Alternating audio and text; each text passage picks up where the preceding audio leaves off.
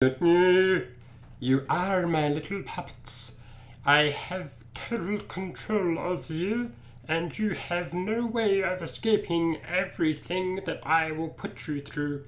Only torture awaits you, and at some point, eventual death. Okay, sound check has done. We are coming through loud and clear. For those of you who decide to rewatch this live stream, look down in the description. You should find the start time down there. If you're not familiar with my live streams, this is likely to be a very unusual live stream. By all means, comment, ask questions, or whatever in the live chat. I will do my presentation. No guarantees it will be any good today. And then when I'm finished, I will respond to all of you, or at least some of you, or maybe not, who knows. Anyway, let us get on with it, shall we? Hi, welcome to HowtoDandD. My name is Fred Wheeler, and today I want to talk about Dungeons and Dragons. I'm not necessarily talking about Dungeons and Dragons 5e. It could be any form of Dungeons and Dragons, whatever. And we're really talking about Dungeon Masters. I'm talking about my Dungeon Master is a Megalomaniac. They have power and control issues and want to take over the world, and certainly seem to want to take over your entire life when you're playing the game of Dungeons and Dragons. And why wouldn't they?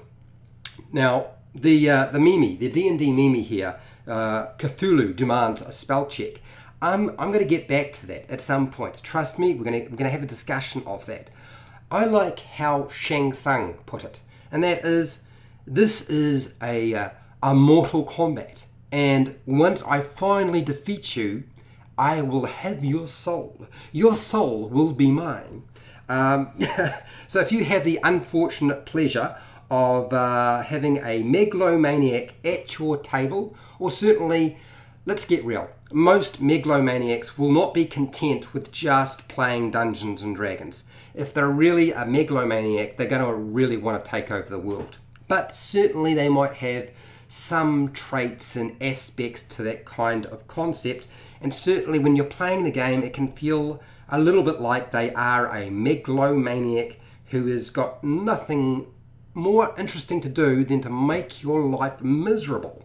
So Dungeon Masters who are just power-hungry freaks, that's what we're talking about. We're talking about somebody so strange and so demented that they would resort to, one, checking your character sheet before every game session to make sure you haven't made any adjustments to it and that it abides by the rules and conditions of the game that they have set out.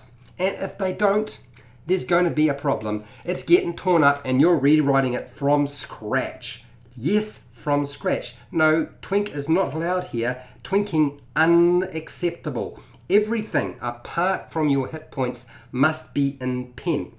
When you upgrade your character sheet, make sure it's coming in pen. Don't worry about the pencils because they're not interested in the slightest. And on top of that, you know, when it comes to a character sheet, you don't get to keep that character sheet because character sheets are kept safely by the Dungeon Master so that when you forget to bring your character sheet, it is available at the table when needed. And of course that stops you from tampering or making any sort of adjustments. All of these perfectly acceptable and normal sort of practice. I don't know why anybody would be concerned about that. And then of course Dungeons and Dragons does sort of have, like, if you play on a grid, there are like squares on it. So obviously Dungeons and Dragons is played with strict chess rules. Strict. Okay? It's a game and you must play by the rules. That means if you remove your hand from the character miniature, you move somewhere with your character miniature, you move your hand off, you cannot change your mind. You cannot put it back somewhere else because you thought, oh, hang on, that's not going to be such a good idea. I'm going to get an attack of opportunity or an opportunity attack on me. That would be a bad idea. No, it's too late. You cannot change your mind, not even in the slightest. Oh, sounds perfectly acceptable to me. It seems strange, but I have actually played with Dungeon Masters who operate this way. The Dungeon Master will assign you homework, particularly to players who have, well, in their frame of way, no understanding or need to revise specific rules of the game. If you don't have your homework ready, there is going to be homework. And if you don't do your study, look, I spent 4 hours, maybe 8 hours if you count everything else, preparing this adventure. At the very least, you can spend 6 hours studying the player's handbook so you know how to use your spells and run the game and actually play the game. Oh my gosh, it's not too much to expect, really. At the beginning of each session, there will be a short 10-page quiz given to the players to make sure they remember what happened last session, and of course 2 years from this date, because you should have remembered what was taking place 2 years from now. My campaign, they run for years, and if you can't remember a small little bit of information that took place 2 years ago, I don't know what you're doing. You should be keeping notes. Where's your notebook? Seriously, keep a notebook. If you don't have a notebook, I will provide you with one. Of course, I will be charging you a fee for anything that you might do with that notebook. But anyway, that's beside the point. Survey sheets are passed out at the end of every single session, collecting data on the player's feedback. And this is really important.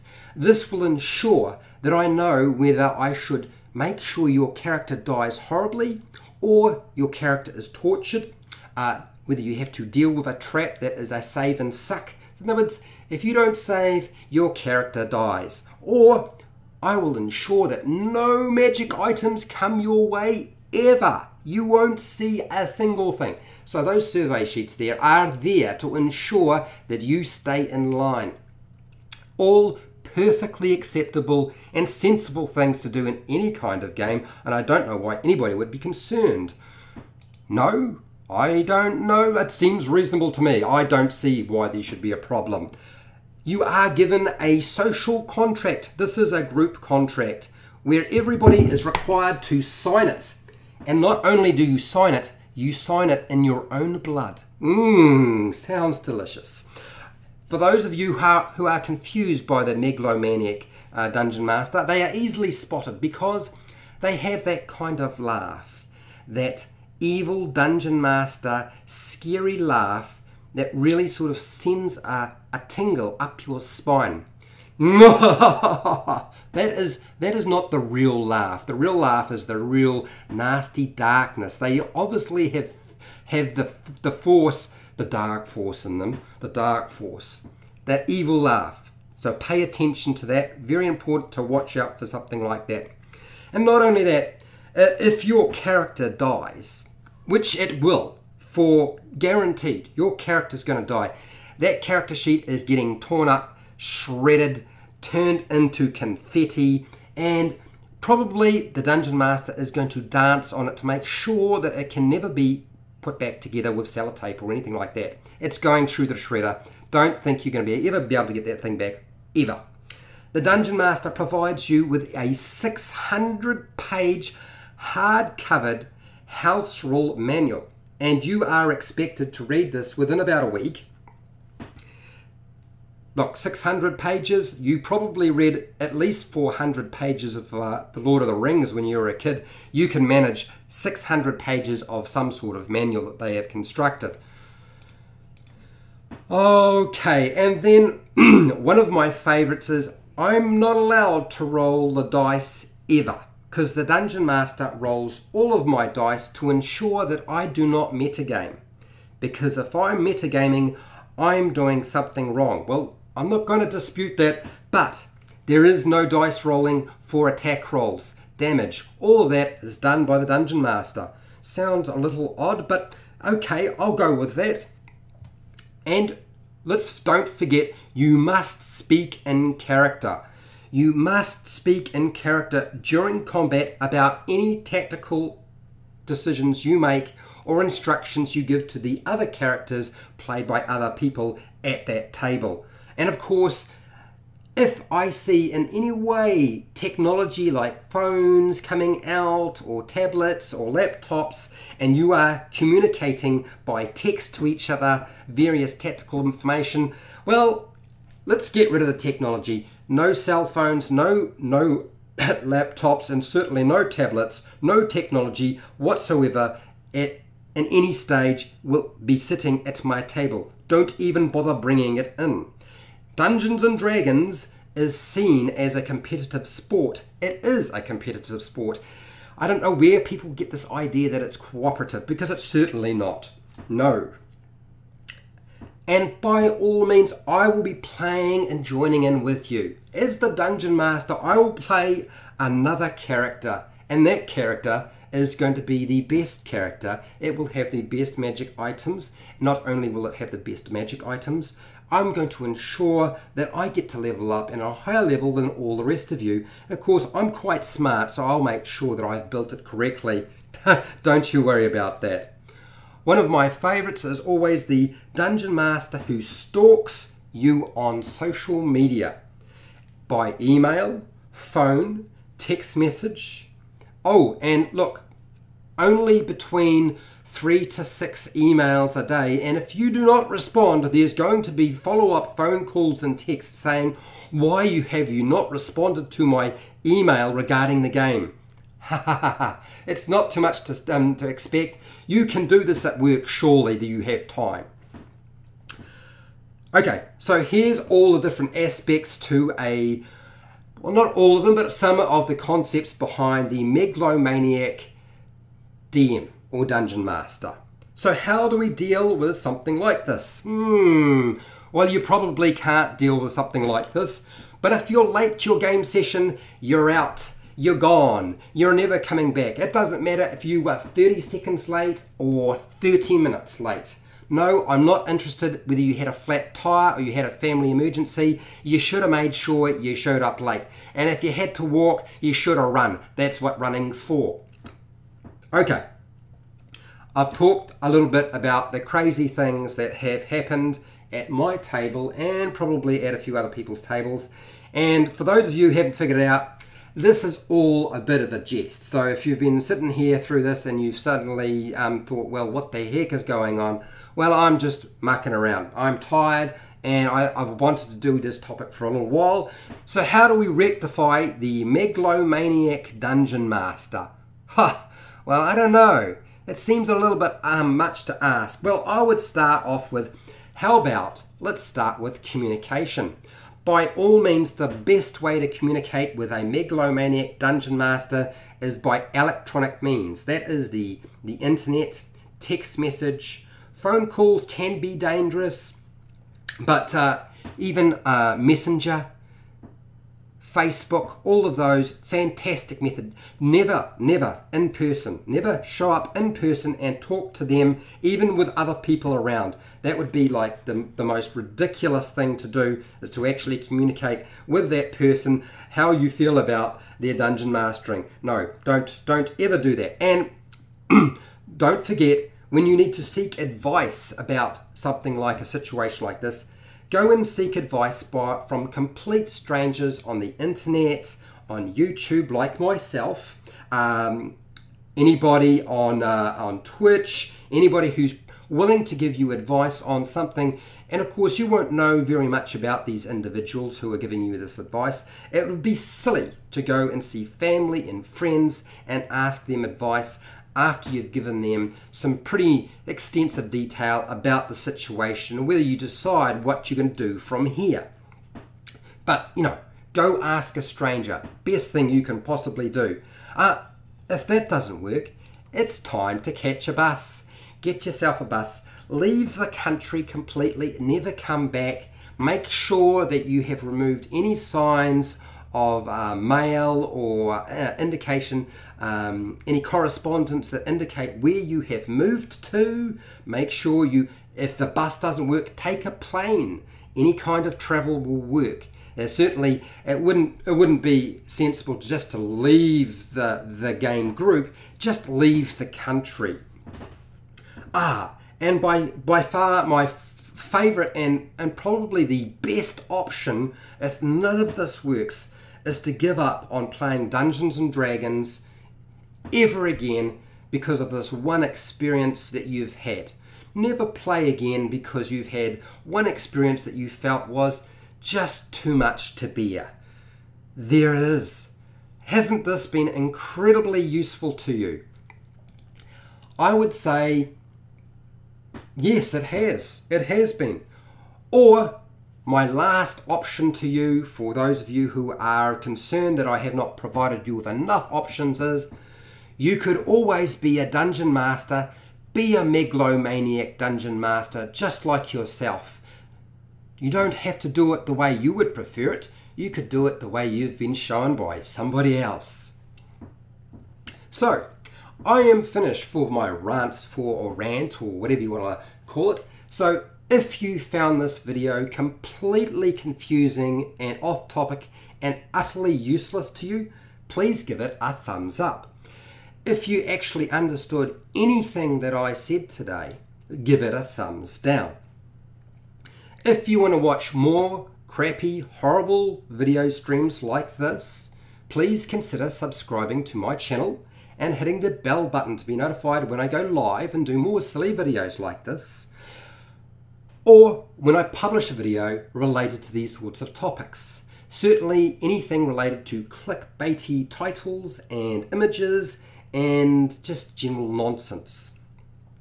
If you want to support my channel, well, you have by sitting through this, and well done, and I do commend you. I don't do Patreon because I'm still learning to be, well, I'm getting the gist of it. Patriotic, no, is it patriotic? Something, yes, no, but I don't do that. But I do have the affiliate links down in the description where you can buy stuff online. I get a small commission as I try to hawk stuff off to you for a variety of reasons, most of which are to make sure that I still can pay my mortgage and a variety of other reasons which we won't go into. And now, if you have anything you want to share with me, so if you want to share the horrible stories you've had with Dungeon Masters which you just could not stand, that's what the chat box is for right now.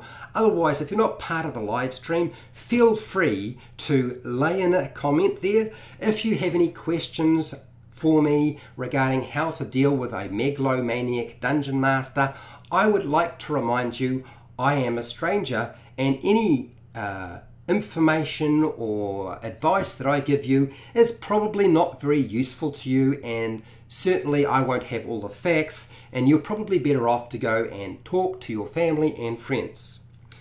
And that is all I have to say for today.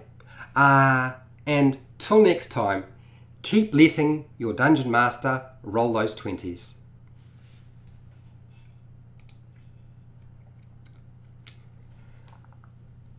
Okay, I'm done, guys. I've I don't know what you could call this.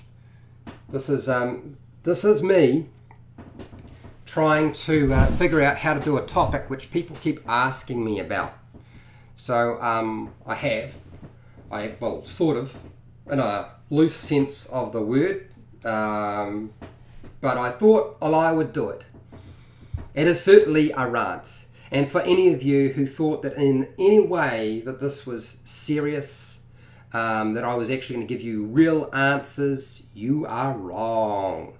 But I will tell you now that some of the things that I've talked about in here, I've actually experienced, and I've had Dungeon Masters who have done this, and I've certainly heard stories about the sorts of things that can take place. So as I said, honestly, I'm not here to answer your problems with your Dungeon Master.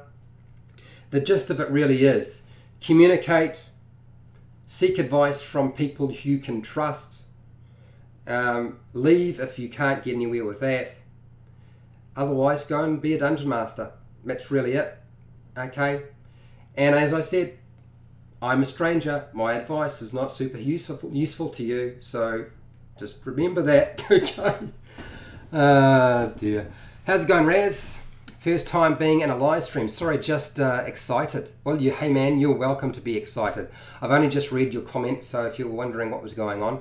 If you're wondering what the story is with the sunglasses, I have lights pointing at me, which means that I wind up squinting when they point at me like this, so that my face can actually be seen at night while I'm in a small office with egg cartons attached to my wall to stop the echo. I don't know if it is, but I'm hoping it will. Anyway. Mike, I'm glad you enjoyed the rant. Matthew, nope, how's it going? But I am the DM. Oh, look, this video is not a piss take on and trying to give DMs in general a hard time.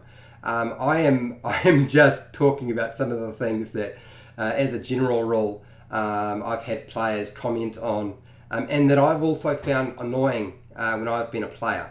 And like I said, this is all just a little bit of fun, really. I keep seeing on the internet a lot of channels doing videos on, the worst DM ever, or the worst DM advice, or how to deal with bad dungeon masters, or 5 mistakes dungeon masters make, or 10 mistakes if they want to make a really long video.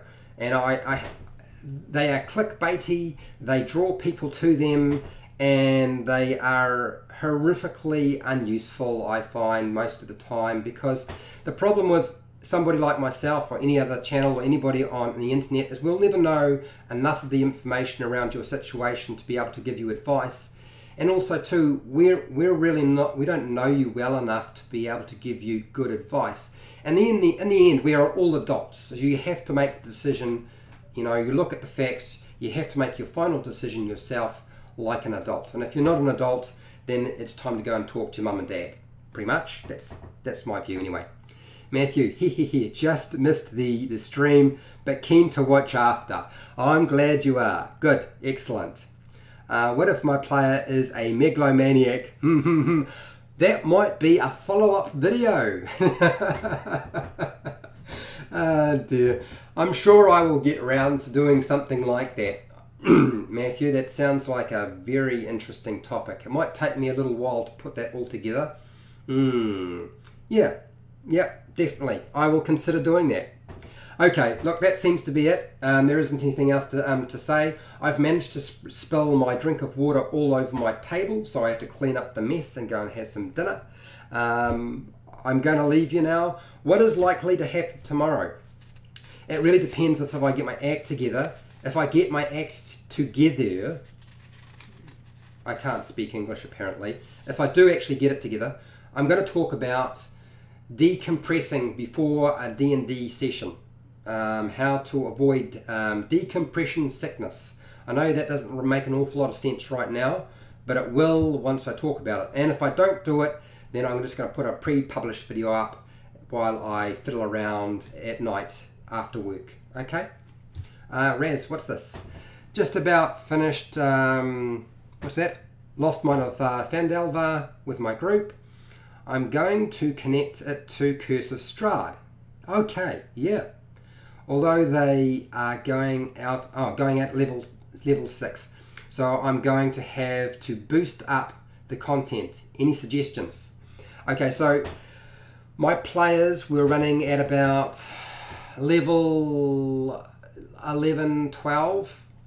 And unlike other adventures, the Curse of Strahd will kill their characters no matter, it doesn't matter what level they are. Okay, it's that rough. So I wouldn't concern yourself with pumping up the difficulty. You can, but as it happens, I managed to find that their characters were dying when they were level 1 and when they were dying at level 10, 11, 12. Just not as much at 10, 11, 12. There's so many things that stack against the player's characters. It's a horror. It's designed to just butcher characters. My suggestion to you is don't insist on them making a new character every time their character dies. Okay? Use the dark gifts that the Dungeons and Dragons Adventurers League have provided, and a whole bunch of others. Okay, there is no escape. Death is not an escape for the Curse of Strahd, only more torture by the Dungeon Master. Matthew, Raz, I'm probably doing the same thing. I'm gonna add more monsters or switch them for stronger ones and worry about boosting it. Look, combat isn't the real factor in Curse of Strahd. The real factor is less combat and just scaring the bejesus out of them. Okay. All right, Raz, you're all good with that? Great. And Matthew, I might do TOA though. All right. Hey guys, look, I'm gonna head off, and I'll catch up with you tomorrow. Okay. You guys have a good night. Look after yourselves.